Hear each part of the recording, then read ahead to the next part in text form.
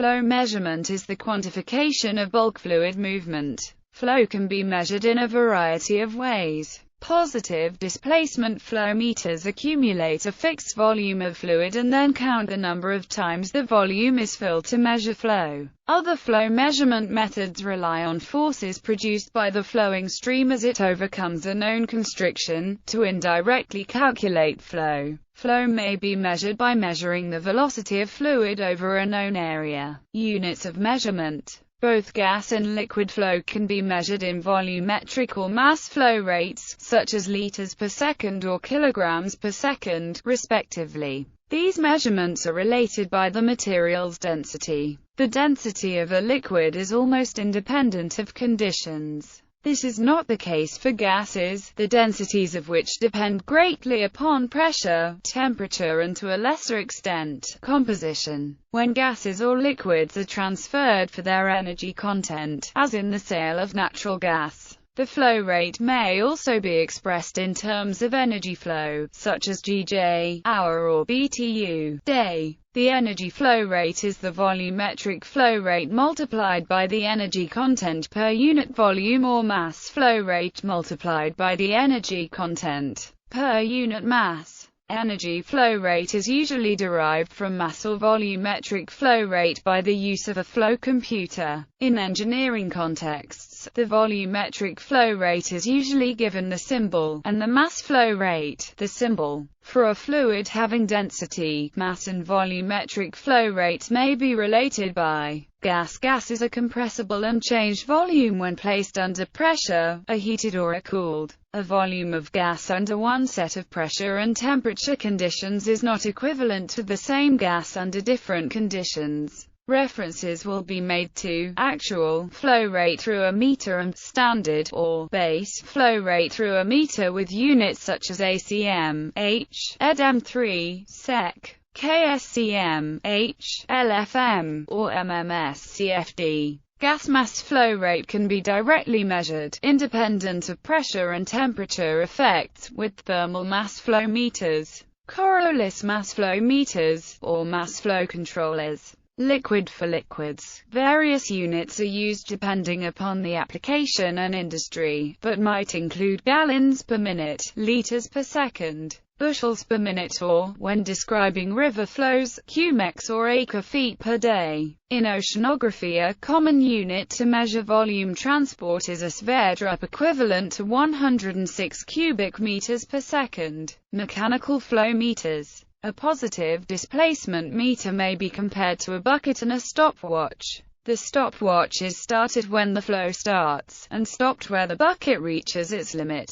The volume divided by the time gives the flow rate. For continuous measurements, we need a system of continually filling and emptying buckets to divide the flow without letting it out of the pipe. These continuously forming and collapsing volumetric displacements may take the form of pistons reciprocating in cylinders, gear teeth mating against the internal wall of a meter, or through a progressive cavity created by rotating oval gears or a helical screw. Piston meter, rotary piston because they are used for domestic water measurement. Piston meters, also known as rotary piston or semi-positive displacement meters, are the most common flow measurement devices in the UK and are used for almost all meter sizes, up to and including 40 mm. The piston meter operates on the principle of a piston rotating within a chamber of known volume. For each rotation, an amount of water passes through the piston chamber,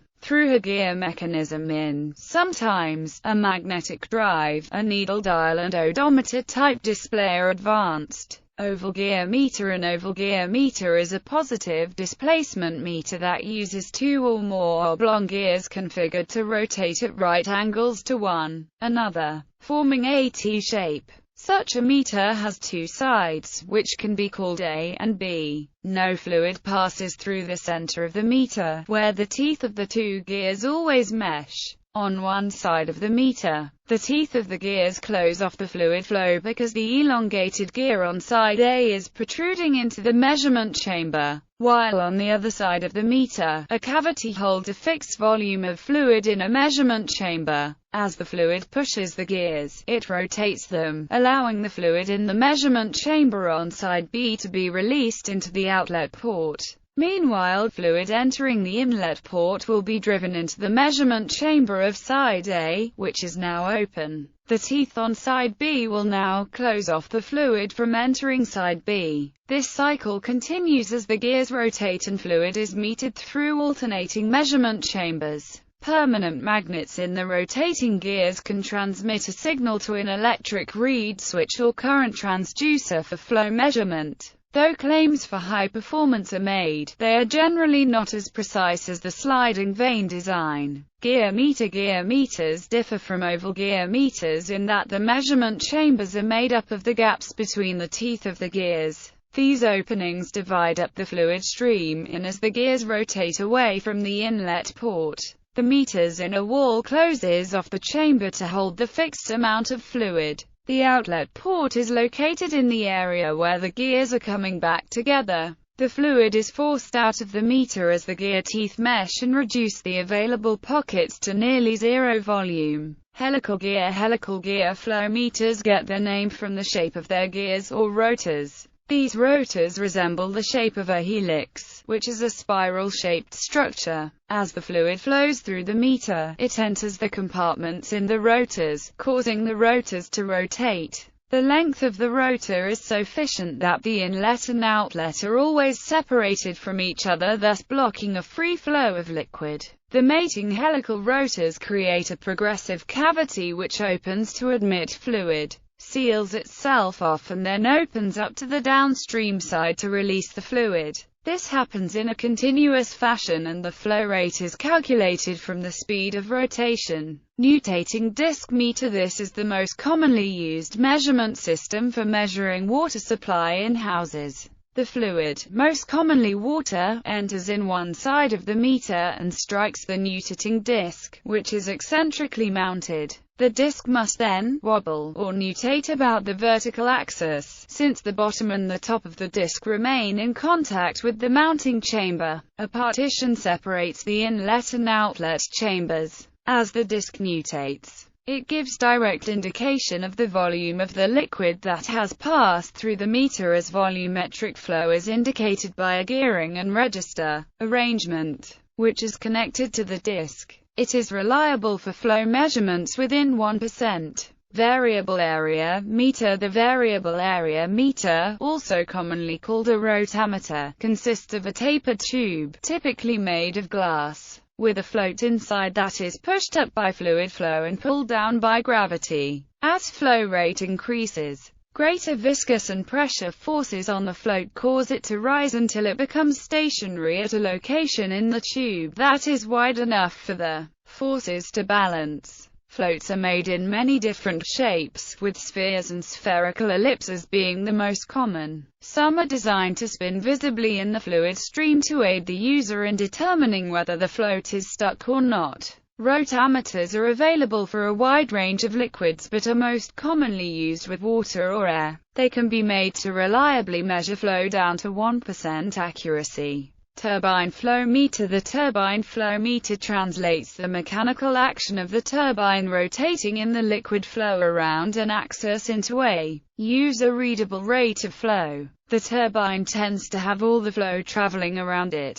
The turbine wheel is set in the path of a fluid stream. The flowing fluid impinges on the turbine blades, imparting a force to the blade surface and setting the rotor in motion. When a steady rotation speed has been reached, the speed is proportional to fluid velocity. Turbine flow meters are used for the measurement of natural gas and liquid flow. Turbine meters are less accurate than displacement and jet meters at low flow rates, but the measuring element does not occupy or severely restrict the entire path of flow. The flow direction is generally straight through the meter, allowing for higher flow rates and less pressure loss than displacement-type meters. They are the meter of choice for large commercial users, fire protection, and as master meters for the water distribution system. Strainers are generally required to be installed in front of the meter to protect the measuring element from gravel or other debris that could enter the water distribution system. Turbine meters are generally available for 4 to 30 centimeters or higher pipe sizes. Turbine meter bodies are commonly made of bronze, cast iron, or ductile iron. Internal turbine elements can be plastic or non-corrosive metal alloys.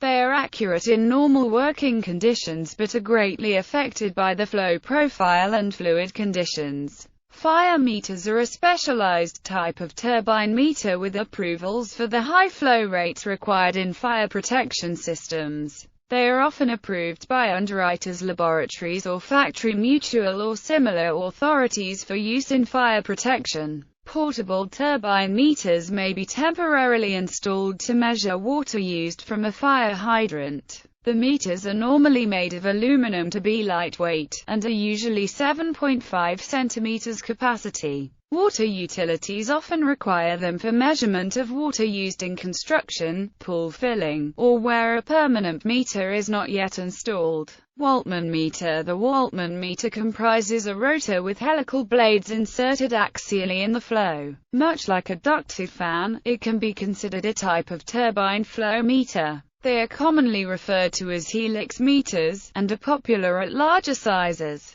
Single jet meter. A single jet meter consists of a simple impeller with radial vanes, impinged upon by a single jet. They are increasing in popularity in the UK at larger sizes and are commonplace in the EU. Paddle wheel meter. This is similar to the single jet meter, except that the impeller is small with respect to the width of the pipe, and projects only partially into the flow, like the paddle wheel on a Mississippi River boat. Multiple jet meter. A multiple jet or multi-jet meter is a velocity-type meter which has an impeller which rotates horizontally on a vertical shaft. The impeller element is in a housing in which multiple inlet ports direct the fluid flow at the impeller, causing it to rotate in a specific direction, in proportion to the flow velocity. This meter works mechanically much like a single jet meter, except that the ports direct the flow at the impeller equally from several points around the circumference of the element, not just one point. This minimizes uneven wear on the impeller and its shaft. Pelton wheel. The Pelton wheel turbine translates the mechanical action of the Pelton wheel rotating in the liquid flow around an axis into a user-readable rate of flow. The Pelton wheel tends to have all the flow traveling around it with the inlet flow focused on the blades by a jet. The original Pelton wheels were used for the generation of power and consisted of a radial flow turbine with reaction cups, which not only move with the force of the water on the face but return the flow in opposite direction, using this change of fluid direction to further increase the efficiency of the turbine. Current meter. Flow through a large penstock such as used at a hydroelectric power plant can be measured by averaging the flow velocity over the entire area. Propeller-type current meters can be traversed over the area of the penstock and velocities averaged to calculate total flow. This may be on the order of hundreds of cubic meters per second. The flow must be kept steady during the traverse of the current meters. Methods for testing hydroelectric turbines are given in IEC Standard 41. Such flow measurements are often commercially important when testing the efficiency of large turbines. Pressure-based meters. There are several types of flow meter that rely on Bernoulli's principle, either by measuring the differential pressure within a constriction, or by measuring static and stagnation pressures to derive the dynamic pressure. Venturi meter. A Venturi meter constricts the flow in some fashion, and pressure sensors measure the differential pressure before and within the constriction. This method is widely used to measure flow rate in the transmission of gas through pipelines, and has been used since Roman Empire times. The coefficient of discharge of Venturi meter ranges from 0.93 to 0.97. The first large-scale Venturi meters to measure liquid flows were developed by Clemens Herschel, who used them to measure small and large flows of water and wastewater beginning at the end of the 19th century. Orifice plate. An orifice plate is a plate with a hole through it, placed in the flow. It constricts the flow, and measuring the pressure differential across the constriction gives the flow rate. It is basically a crude form of Venturi meter, but with higher energy losses. There are three types of orifice: concentric, eccentric, and segmental. Dull tube. The dull tube is a shortened version of a Venturi meter, with a lower pressure drop than an orifice plate. As with these flow meters, the flow rate in a dull tube is determined by measuring the pressure drop caused by restriction in the conduit. The pressure differential is typically measured using diaphragm pressure transducers with digital readout. Since these meters have significantly lower permanent pressure losses than orifice meters, dull tubes are widely used for measuring the flow rate of large pipeworks. Differential pressure produced by a dull tube higher than Venturi tube and nozzle, all of them having same throat diameters. Pitot static tube. A pitot static tube is a pressure measuring instrument used to measure fluid flow velocity by determining the stagnation pressure and static pressure. Bernoulli's equation used to calculate the dynamic pressure and hence fluid velocity. Also see airflow meter. Multi-hole pressure probe. Multi-hole pressure probes extend the theory of Pitot tube to more than one dimension. A typical impact probe consists of 3 or more holes on the measuring tip arranged in a specific pattern. More holes allow the instrument to measure the direction of the flow velocity in addition to its magnitude.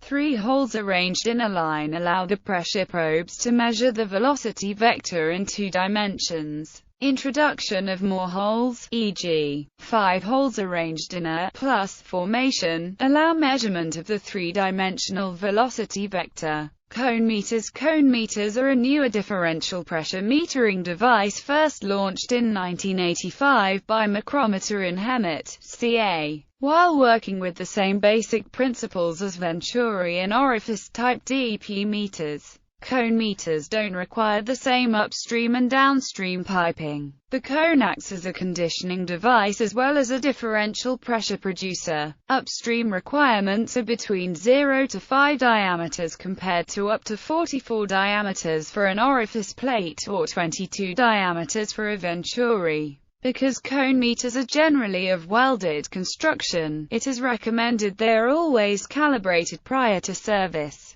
Inevitably, heat effects of welding cause distortions and other effects that prevent tabular data on discharge coefficients with respect to line size, beta ratio, and operating Reynolds numbers from being collected and published. Calibrated cone meters have an uncertainty up to plus or minus 0.5%. Uncalibrated cone meters have an uncertainty of plus or minus 5.0%. Linear resistance meters. Linear resistance meters, also called laminar flow meters, measure very low flows at which the measured differential pressure is linearly proportional to the flow and to the fluid viscosity. Such flow is called viscous drag flow or laminar flow, as opposed to the turbulent flow measured by orifice plates. Venturis and other meters mentioned in this section, and is characterized by Reynolds numbers below 2000. The primary flow element may consist of a single long capillary tube, a bundle of such tubes, or a long porous plug. Such low flows create small pressure differentials, but longer flow elements create higher, more easily measured differentials.